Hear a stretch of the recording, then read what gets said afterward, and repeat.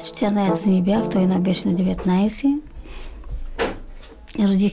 Родих на 15 години, после на 17 второто, на 19 третото родих. На 16 години се омъжих. Откраднаха ме за Варна. Седях там 7 години и половина, което беше голям тормоз. Имаше бой. Значи бях на 12 години, както се запознах с Атанас. На 13 години имах връзка с него. На 13 години забременях. Жених се на 15 години. Мария родих на 14 и половина.